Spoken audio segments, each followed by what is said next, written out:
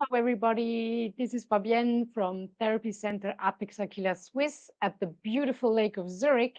The sun is shining, and I decided to uh, take some time and talk to you about some questions I was asked from parents and about comments they received from other healthcare practitioners. And one of these topics is the whole discussion about evidence-based practice. Okay, so I had parents, they asked me, why is it that I see all these treatment modalities, such as TheraSuit, Theratogs, phases, or NISE-Stim? Why do I see, and DMI, of course, why do I see all of these treatment modalities, but whenever I speak to some other healthcare practitioners or to insurances, they say, yeah, but it's not evidence-based. And then they look at me and they say, but Fabienne, it works. It seems to work. So what's going on? And I'm here today to hopefully answer this question or give you a better insight. So let's talk about evidence-based practice, okay? Evidence-based practice consists of three circles, right? Three elements. So we have the first circle is what the research says, okay? So research, okay? That's number one. Let's go to the second circle. I hope you can see that. The second circle is what the family expectation is, or the patient expectation. In our case, the children maybe cannot really judge or judge what is best. So here we're just gonna write parent expectation.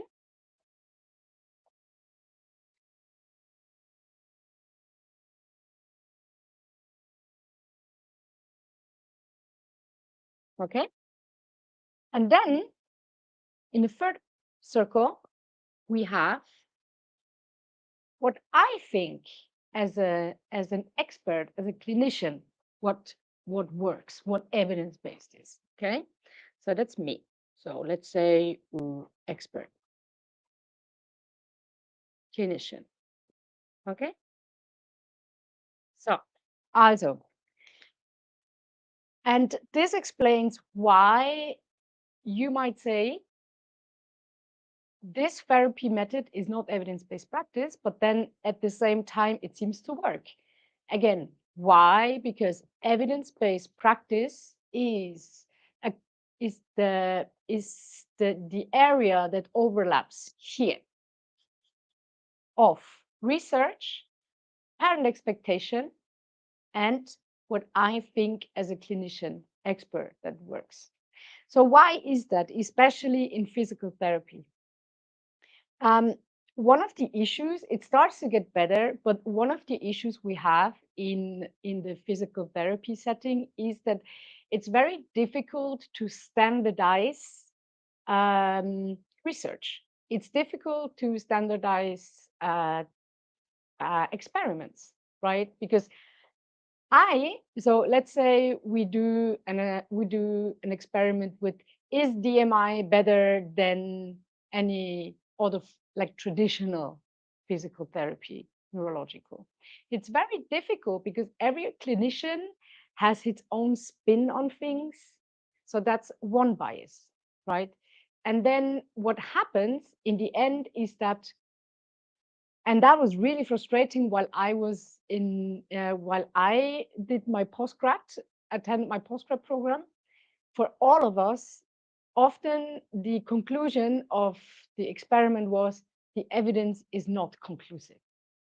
So that means we don't know, and more research is needed, higher quality research is needed. So that's why we go into this, where we take the research, and again, research here should be highest level of evidence, which is a systematic review. And the systematic review can give us a good idea of what works best. But even so, if the quality of the studies is not that great, the ones who will have a great quality, they will show up in the research article. But things like a TheraSuit, or as I said, Theratogs, there hasn't been a lot of research done so far. Whereas in robotics, where we have private companies and technology, there is simply more funding for that. There are investors who are interested in that topic. But for other a bit less fancy things that seem to work, like Theratogs, TASES, NISE-Stim, it's just difficult to get money to do this kind of research. Okay, so that's why maybe that would explain why we know that there are some treatment techniques that seem to work, but the evidence is not there. Okay, so that's the first part. Again, as I said, research, parent expectation, and what I think is a clinician that works. Especially because from a research point of view, there is partially a lack of quality. Okay, voila, And then, so that was the first part that I wanted to discuss. So now let's go to the next part. So what should you say to someone who tells you, oh, but that's not evidence-based, that doesn't work? One argument is that you tell this practitioner or whoever healthcare practitioner that might be that there is, it's not that it's not evidence-based, it's just that there hasn't been any research done yet. Full stop. But empirically, and empirically means what we observed as parents, as practitioners, for example, for DMI or Theratogs or TheraSuit, what we see in clinic and what you maybe see in videos on Instagram. This is what we see, and we observe it, and we can see that it works, right? And that's what we call empirical evidence. So now, from these empirical evidence, it's important that we start to gather data, right? What we do here at the Apex Aquila Swiss as well. And we need to start to write case reports. And from that point, we can then start to gather enough case reports and data that maybe at some point we can come up with research for Theratogs and DMI, right? But for now, there is not a lot of evidence because no research has been done yet on that topic for the mentioned reason that there's no funding for it, and also that there are maybe not enough experts in the area. Okay, so that is that you can tell your healthcare practitioner. And the second thing, again, is the empirical evidence that I saw it with my eye. And it's not just once happening, it happened a lot of times, right? So yeah, that is that for the evidence-based practice. So if you have any questions about that topic, let me know. It's interesting. And next time when a healthcare practitioner expert tells you, oh, it's not evidence-based practice, think about the three circles, right? And where they overlap. And this is evidence-based practice. Okay, great. So now let's continue. Why do some of these techniques, like the TheraSuit, the Theratog, DMI, and TASES, why could they potentially work for children? even though it's not evidence-based.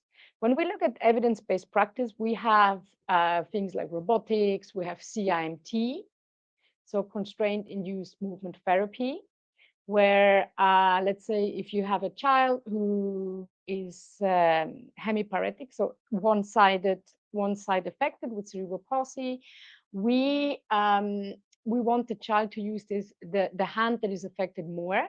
So we constrain the left hand, and it can be with a cast or with tape, right? Or we just bind it around his trunk and force it in a way to play and use his hand more. And there are protocols about it, and I think it's amazing. It's really good. What I think is then lacking in that scenario are because it's not just the function that is affected or the motivation to use the hand, it's also all the muscles of the shoulder, the biceps, triceps, rotator cuff, or the flexor extensor muscles, the hand muscles. All of these needs to be trained as well. So taking this example from CIMT and the hand muscles to the rest of the body when it comes to robotics. I think it's great that we have robotics. I think, and there is evidence again, that robotics seem to work for hand as well as legs. But my question then is the robotic is great to learn new movement patterns, yeah, such as walking. And I know that contractions can be reduced because you have the tissues that move.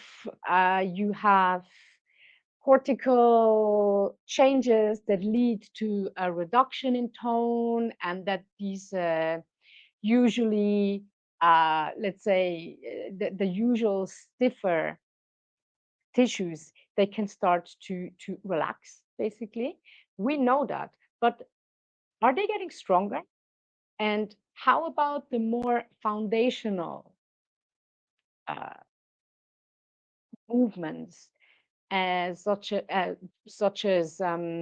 the so-called central pattern generators?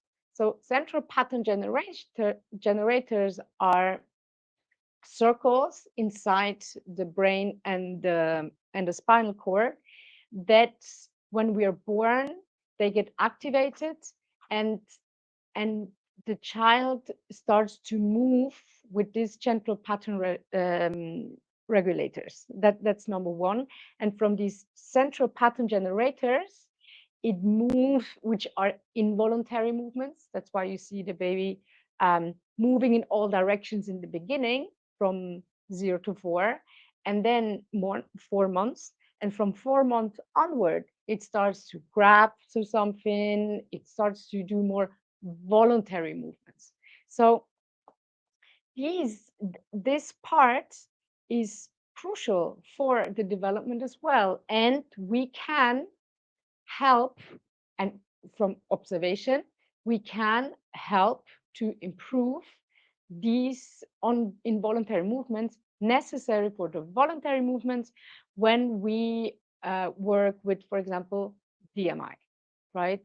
So we trigger these foundational movements. Okay, so as the next part, we have the theratogs. Why do theratogs potentially work? Beverly Kuzik came up with theratogs 25 years ago, and she has a fantastic course which is called Developmental Orthopedics. And in this training, you learn about the biomechanical and muscle and bone development of a baby to a 10-year-old. And it's fascinating to learn about center of gravity, what the importance is of that, and how important alignment is for the whole body, right? And this is where Theratogs was built, because we know that from a sensory point of view, the the human organism needs to know where it starts and where it finishes. So the Theratog gives a child, in a way, boundaries, because we know that children with low muscle tone, they don't know where they start and where they end, because they're lacking movements. So the connection from the body to the brain are movements, right? They're lacking movements that could help to connect the brain and the body, okay? Even though it's one unit, but the signal enhancer is not there. So the Theratog takes over, and the child wears it on its body. And while the child wears it on its body, it increases the sensory input, the afferent input up to the brain. So imagine it's a little bit like when you see the world from above in space in the night, and it turns night, and then the lights go on the different continents. Then suddenly you see the shape of the continents. And this is what the Theratog does. It just helps to improve the representation of the body to the brain, and then the child feels itself better, body awareness, right? So that's the first point. The next point is the biomechanical alignment. So when let's say you have a hypotonic child, it's rounded, sitting. The muscles on the back are too long. The muscles in the front are too short. The issue we have there is, even if the child is working with his hands and, for example, lifts up something, usually this is a lot of core work, right? So when I'm upright, and I lift this up, a lot of core work.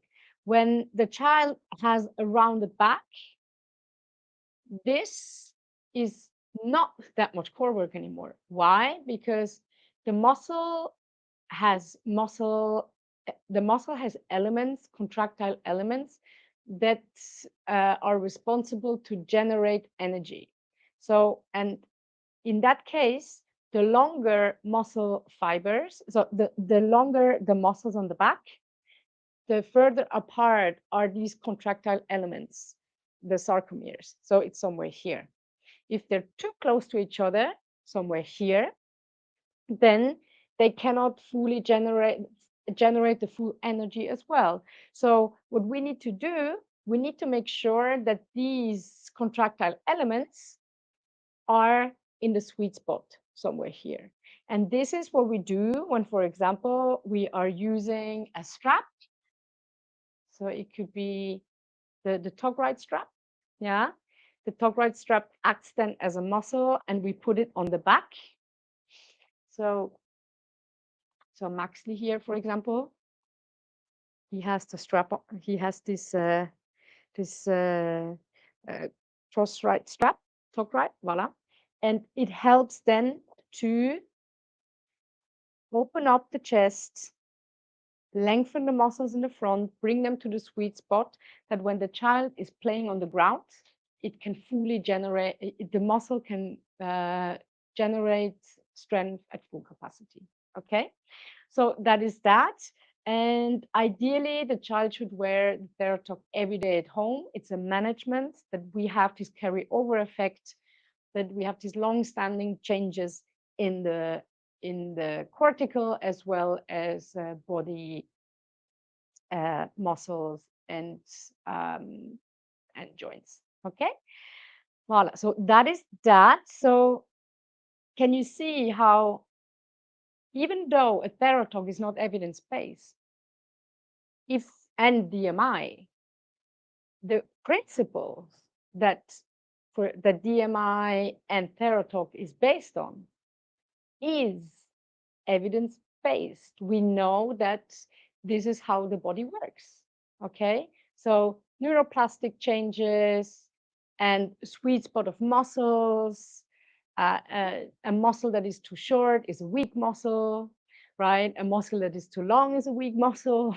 So I find this evidence-based practice discussion interesting for that reason, right? That we think it's better just to refuse or reject a treatment modality just because there hasn't been done any research yet, and we say no, no, no, it's not evidence-based, right?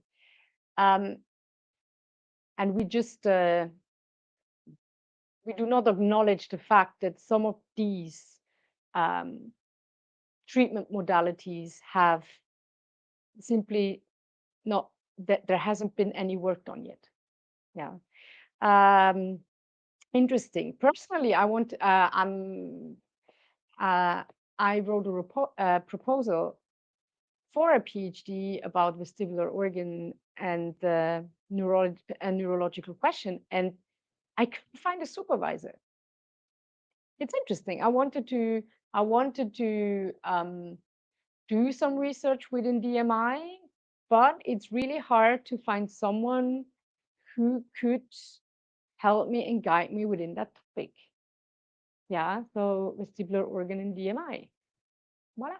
So if there's anybody out there who can support me in that mission, because I'm very curious about the effects of DMI on the vestibular organ when it comes to motor impairments. This is yeah, I think it's very, very interesting. So anyway, that was that. I think I covered that pretty well. Maybe I can also speak about TheraSuit quickly. Yeah. So what the TheraSuit does is it it's it it is, to me, it's the therapy alternative to the Theratog. Yeah. So I tell the parents the Theratog you wear at home. It's home management. Therapy you can wear. And the TheraSuit is something we use in clinic.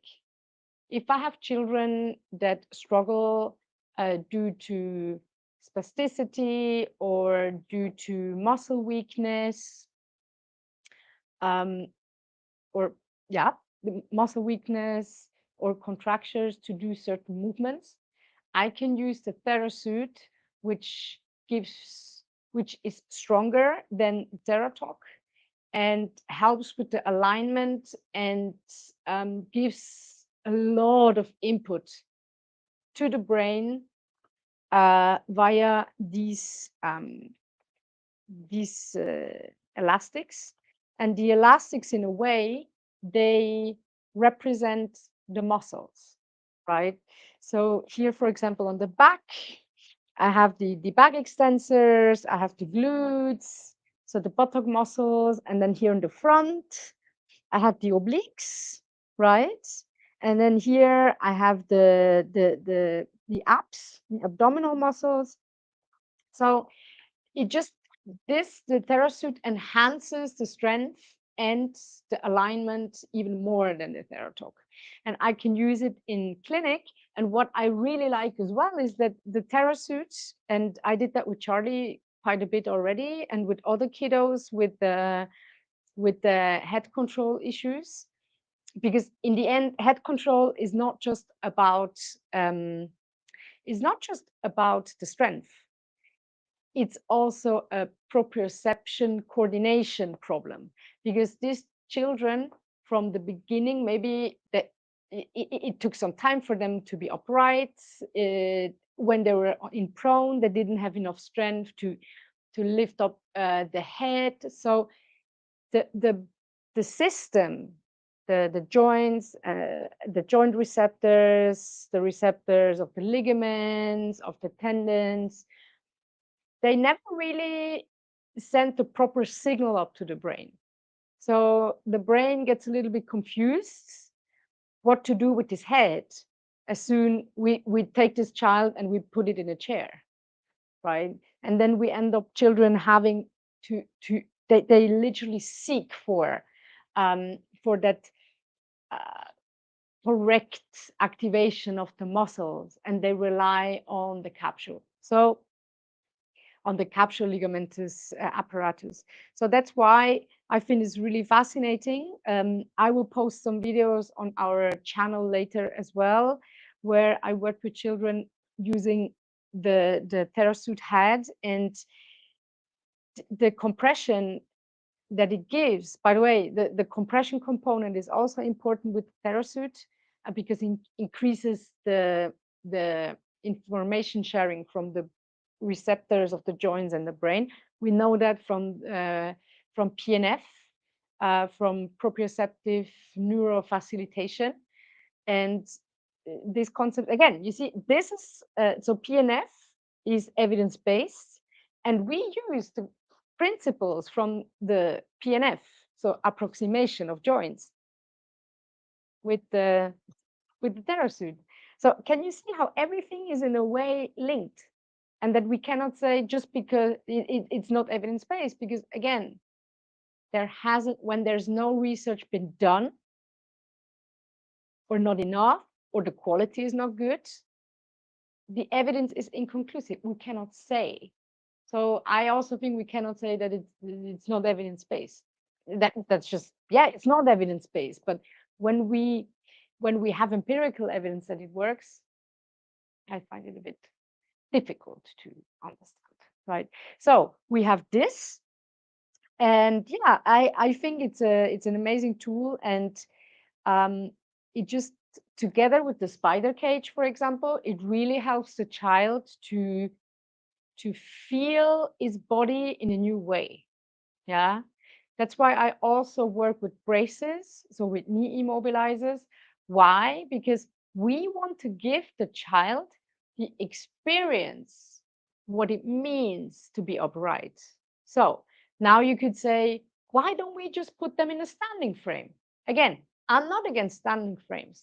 I think it's great to have standing frames, and it's important for many reasons: for the hip development, for digestion, respiratory issues. But my issue with the standing frames and these adaptive chairs is the child cannot explore movement. And the only time the child can explore movement is when it lies on the floor, or when it's in a therapy setting, right? But even then, the therapist only has two hands, or maybe it has someone who helps him, but it's just really, really difficult to have them upright. So they never really have the chance to explore. And this is where these systems come into play. And this system comes into play. But I mean, the Chattanooga, it does already much more things. But in the end, we want to give the experience. And then from a vestibular point of view, the child is upright, and then it starts to move, and it gets so much proprioceptive input. It experiences gravity, and this is what then also gives a motivation for the child to be upright. Because before, it's just annoying and it's difficult to be upright, and why should I be upright? But suddenly, I had children here in the spider cage when they were wearing the TheraSuit or the Theratog, and we're using the tasers, and we started to gently squat and up, like a mini squat, and up, mini squat, up. And it was so beautiful to see that this GMFCS5 labeled child, so from the gross motor function measure, so the worst level, where the child can only be in a wheelchair, and hopefully, if possible, it can learn to manipulate the hand switch. When this child was standing here and suddenly started to bend and get up and bend and up and bend and up, it was amazing. And there was so much happening here. Was it evidence-based that the child was wearing these systems and being in a cage? Is it in this in the Novak article, in the systematic review? No, but, or yeah, no, it's not fair, or is not recommended. But I bet that this child got so much sensory input and motivation and self-efficacy and could take, it was so rich from a sensory point of view, that I have issues to call such methods not evidence-based, even though if they're not evidence-based. Again, we had this discussion. So to conclude, I could talk hours and hours, right? I could also talk about this because it's amazing, right? That's why we use it here. This is our goal here at Apex Aquila Swiss. We want to be the forerunners when it comes to implementing empirically observed therapy methods that work, right? And always individualized and customized to the child.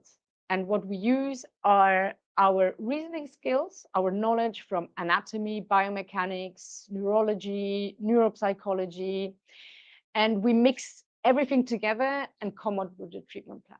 So if you are interested, if your child maybe could also change some of or add some of these treatment techniques in his treatment management plan, reach out, book a free consultation, and please also don't forget to subscribe to our channel, right? You can find us on TikTok, you can find us on Instagram, you can find us on YouTube. And click on the button. We would love your support and that I can continue share these news. And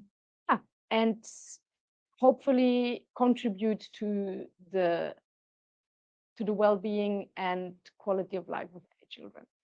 Okay, good. That's it. I wish you a lovely day and thanks so much for having me. Bye.